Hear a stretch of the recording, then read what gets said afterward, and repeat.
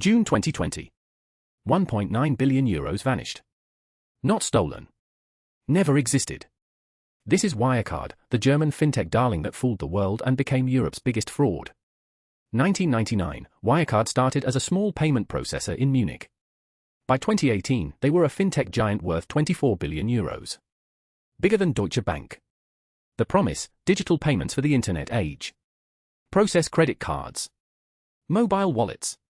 E-commerce. The future of finance. CEO Markus Braun and COO Jan Marsalek promised massive growth. Asian expansion. Partnerships everywhere. Revenue doubling year after year. Investors loved it. The stock soared. Wirecard joined Germany's DAX 30, the country's most prestigious index. Institutional investors poured in. Hedge funds. Pension funds. Retail traders. Everyone wanted a piece of Germany's tech success story. But journalists started asking questions. The Financial Times published investigations: fake revenue. Shell companies. Inflated numbers. Wirecard called it fake news. They sued. They lobbied German regulators to investigate the journalists, not the company. And it worked. BaFin, Germany's financial regulator, banned short-selling Wirecard stock. Protected the company. Attacked the critics. Behind the scenes? Jan Marsalek was running one of the biggest frauds in history. June 2020.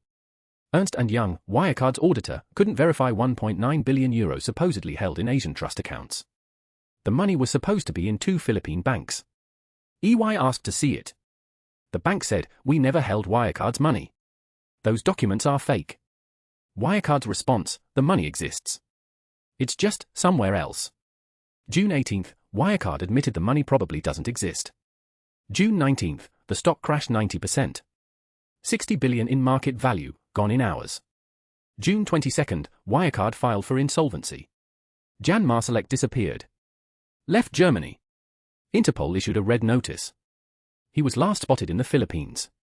Then vanished. Investigators uncovered the truth: Wirecard had been faking revenue since 2015. Shell companies in Asia. Forged contracts. Non-existent customers. 1.9 billion was just the tip. Total fraud, 3.5 billion euros. Auditors had signed off for years.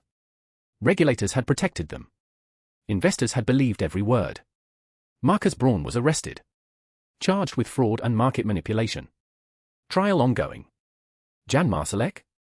Still missing. Rumors say Russia. Maybe Austria. Maybe dead. Nobody knows. EY paid fines. BaFin's chief resigned in disgrace. German regulators reformed their rules. Investors lost everything. 3.5 billion euros. The biggest fraud in European history. Wirecard proved a simple truth: when everyone wants to believe the story, nobody checks if it's real. 1.9 billion euros that never existed. And a COO who vanished into thin air.